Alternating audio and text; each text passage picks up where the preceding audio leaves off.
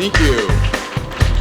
We are live streaming on Periscope, so wherever you are all over the world, welcome to How to Build Your Media Empire for Free.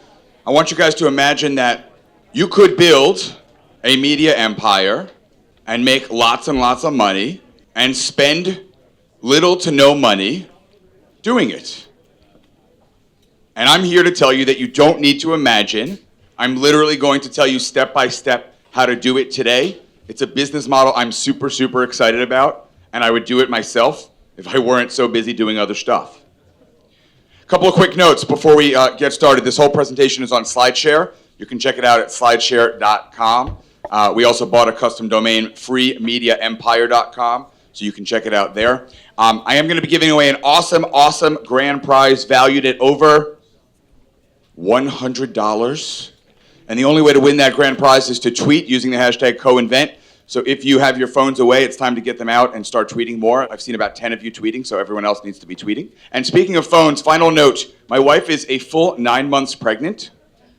So normally, of course, I shut my phone off, and I actually have shut my main phone off, but I have this awesome 90s burner phone. This is the labor line, so I'm gonna put it right here, and if the labor line goes off, I'm leaving. Just wanted to warn you guys. All right, so I want to tell you a little bit about my story as it pertains to building a media empire. I'm going to leave out a lot of the rest of the story. It started 2.5 years ago when I saw an Inc.com article called 6 Habits of Remarkably Likeable People by one of my favorite authors online, Jeff Hayden. If you guys don't read Jeff, you should definitely read his stuff. Really awesome Inc.com columnist. Anyway, as the founder of Likeable Media and Likeable Local and the author of Likeable Social Media and Likeable Business and Likeable Leadership, when I see an article with the word Likeable in the headline, I kind of check it out and want to investigate and learn a little more. So I emailed Jeff and I said, awesome article, let's have a quick call. And we had a quick call and I asked him what he was up to, and he said he just started writing for LinkedIn. And he was really excited about that. It's this new platform. And I checked it out, and what I couldn't believe was how many crazy rock stars were writing for LinkedIn. Barack Obama, Ariana Huffington, Bill Gates, Jack Welch. It was this unbelievable roster, and there was Jeff Hayden also writing. So I figured if Jeff Hayden can do it, maybe I can do it. And I asked Jeff for an intro to an editor over at LinkedIn, and I was really nervous, and I got onto a phone call with an editor at LinkedIn, and fortunately for me, he said he'd actually read one of my books, and he was like, you're in. So I was super pumped, and I started writing for LinkedIn. That's Dan Roth, the senior editor over at LinkedIn. In the last 2.5 years, I've written a whole bunch for LinkedIn, and I've watched as they have, without paying a single one of these influencers, built what anyone in this room would agree is an enormous media empire. Personally, I've written a whole bunch of articles. I'll show you some of the highlights. But for me, the highlight was at the end of 2013, when I got an email from Dan recapping the top articles of 2014. And the number 4 article was written by Jack Welch, and the number 3 article was written by Richard Branson, and the number 2 article was written by Bill Gates. And somehow, this schmuck from Brooklyn had the number 1 article on LinkedIn with over 2.7 million page views. It reminded me that anyone can create good content and get it out there and be successful. There is no way I am half as smart or successful as those other guys, and yet somehow I had an article that performed better. And that wasn't the only one. In the last 2 years, I've written, as I said, a whole bunch of articles, most of them doing over 100,000 page views.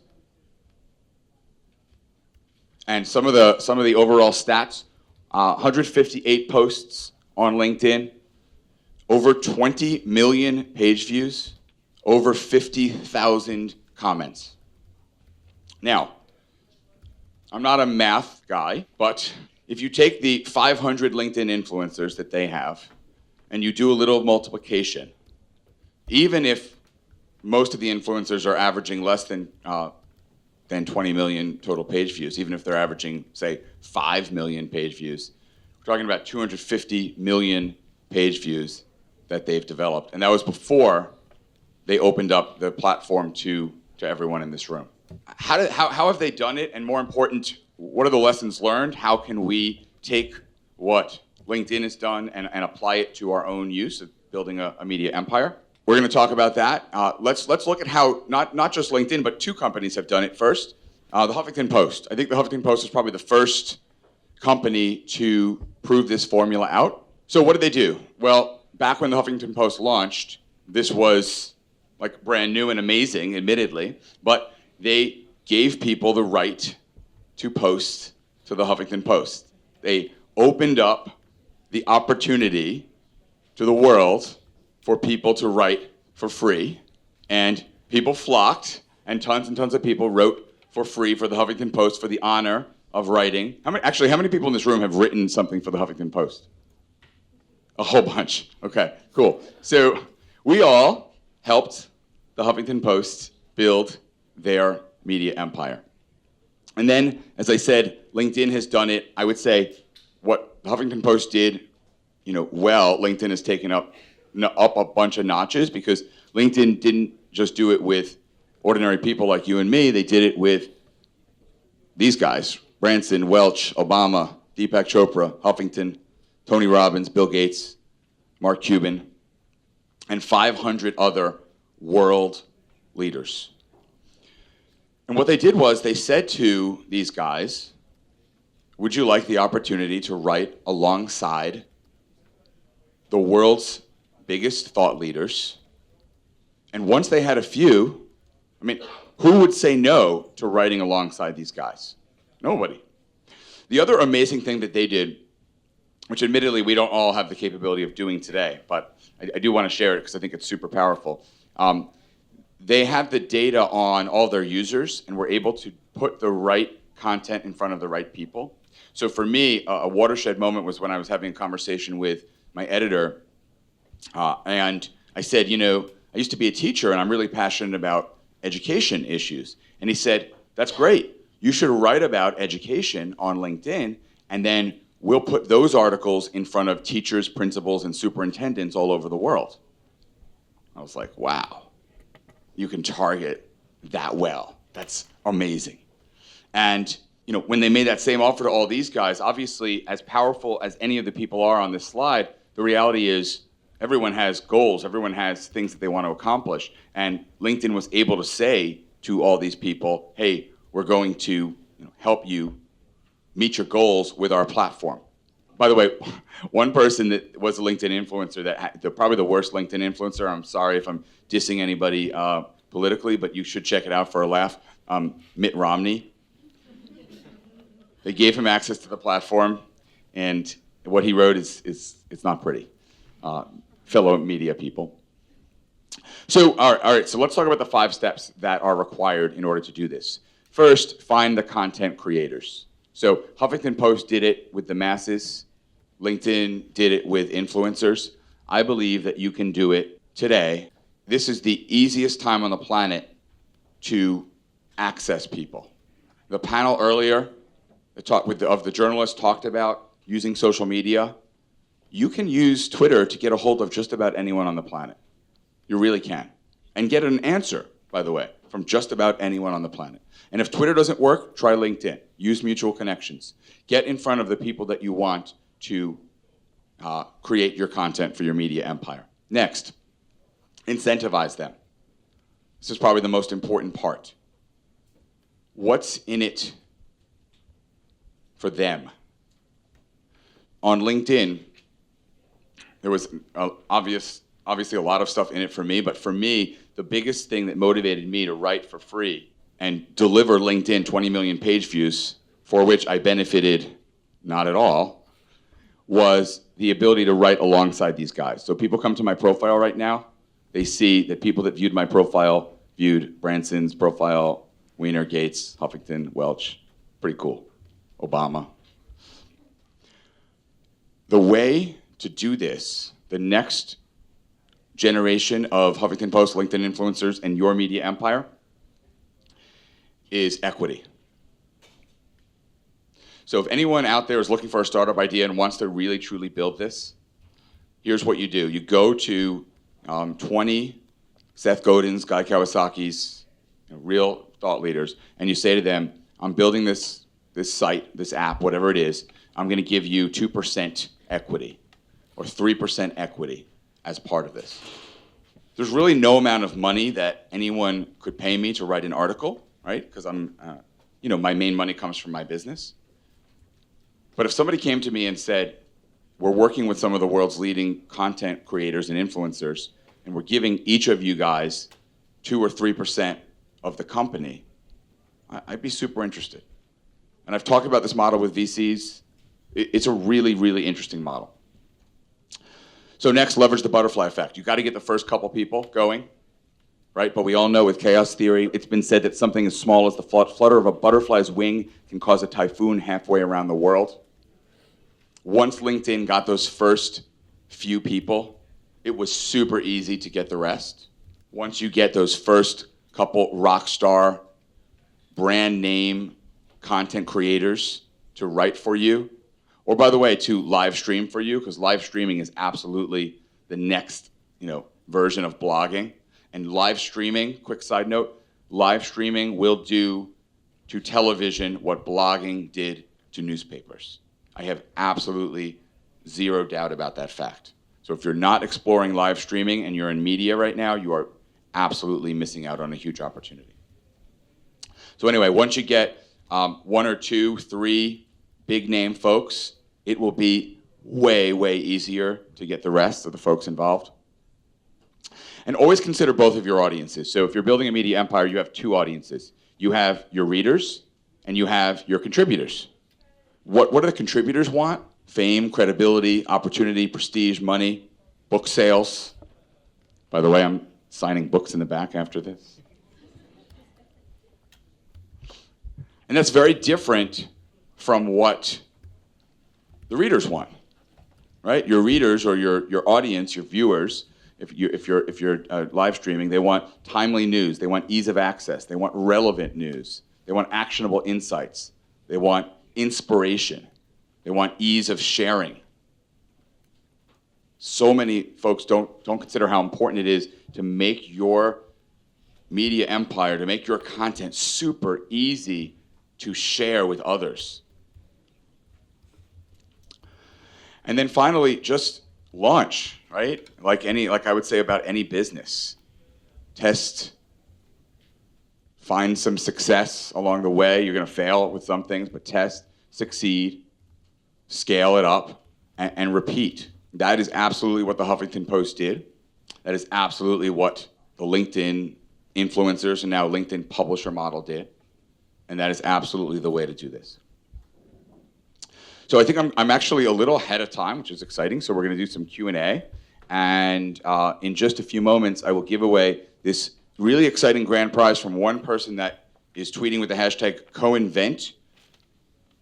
Not one, but both books. You get Likeable Business, and you get the brand new, hint, hint, second edition of Likeable Social Media. And you get this awesome giant foam finger. And by the way, you cannot buy these things in stores, and ever since Miley Cyrus at the AMAs, these things have skyrocketed in value. All right, so questions from the audience, and then like I said, I will be giving away that grand prize after. Yes? Hi, my name is Andrea. I'm founder of the Life in the Day of Andrea, a personal lifestyle blog. Cool. What advice would you give for someone that wants to transition a personal blog into more of a media empire? Great question. So the question, what advice would you give to someone that wants to go from a personal blog to a media empire? First, stop calling it a personal blog. Second, start getting other people writing for you. So if it's just you, it's always going to be just you. But if you think about what the theme is of what you're writing about, what audience you're writing for, and you get 10 other people to write alongside you, and you follow the steps that I just just shared in there, you're going to be able to turn your personal blog into an actual business. I don't know about a media empire, but you're on your way. Yeah. The topics that I covered for Delight in Marriage, I basically am doing this via podcast, so I've got, I interview people. The topics are sometimes not very easy to share publicly because it's intimate topics. So the question is, would you suggest that I focus in on having words that are very easy to share, even though when they get into the content, it's going to be a little more steamy? Yeah, absolutely. So first of all, I talked about this as a blogging sort of concept, and then I mentioned briefly live streaming. The same rules apply to podcasting. You could basically apply everything that I talked about to podcasting, and I totally agree with you. So one of the most, I didn't talk about this in the presentation, but one of the most underrated aspects of building a media empire is headlines. Headlines, I believe, are 90% of the success of any post, video, podcast, etc. You absolutely need an awesome, sexy, shareable headline. And if nobody clicks on your headline, nothing else matters. So people talk about clickbait, but all clickbait is a headline that doesn't deliver on the promise. I'm a huge fan of clickbait. Clickbait is awesome. Just make sure you deliver on the promise. So just make sure alongside your awesome headline, you end up delivering great content, and you're fine. And so yes, deliver an awesome headline that people feel comfortable sharing, right? So the headline's not going to be, how to recover from impotency, right? But the headline might be, 3 things we can all learn and improve in intimate relationships. I click on that. Yeah. My pleasure. Yeah. You spoke about how as a startup, you can get attention by offering equity, but as a startup, you also are a big risk of failing. So in that case, equity doesn't mean much. So how could you, with that in mind, how would you be able to get attention of people? Well, look, if you have to incentivize people and you have a couple of choices, you can pay them or you can pay them equity. So if you can't afford to pay them cash, then you can't afford to pay them cash. For me, like I said, no disrespect, but nobody could pay me enough cash to write for your blog. But what I might get excited about is equity. Even if you fail, I'm an entrepreneur. I'm going to go for it. For Seth Godin and Guy Kawasaki and for people that are true thought leaders, there's no amount of cash you could pay them that would make sense. So if you offer them equity, you're much more likely to get success, even if you end up failing. Even if you end up failing. And you have to be confident. Obviously, like any entrepreneur, you have to be confident that you're going to succeed. But Hi, I'm James. Thank you for sharing how to make money for us. And let's say if I want to have a startup business, and then how do you start the initial momentum? How do you generate the initial traffic to your site? Which channel in particular will work better, in your opinion? well, it depends on your audience. I'll answer that question in 2 ways. So how do you generate traffic? So one, depends on your audience, but LinkedIn and Twitter and Facebook have all been phenomenal for me. And 2, what it really depends on is tapping into contributors that already have their own built-in audience. So the more you can partner with, pay, incentivize, get on board contributors that are going to drive their own audience to you, the better. Thank you. All right, I think we are out of time, so I need somebody from my team, Meg or Shanika, to pick the top person at the top of their Twitter screen, Meg or Shanika, top person at the top of your Twitter screen with the hashtag CoInvent, and we'll give that person our awesome grand prize of 2 signed books and this giant wacky foam finger. And if you have questions for me that aren't answered today, tomorrow, for the rest of your lives, one of my core values is responsiveness. So just hit me up on Twitter at Dave Kerpen, or you can go super old school and email me. We have a winner? Mark Riley, come on up. Boom, boom, boom. To the media empire you go. I'll take this burner phone with me. I'll be hanging out, signing some books. I want to close with a quote from my mentor. How dare you settle for less when the world has made it so easy to be remarkable, said Seth Godin. Nothing I share today is rocket science. These are all super, super simple. But if you follow these things, you absolutely can build your very own media empire. Thank you.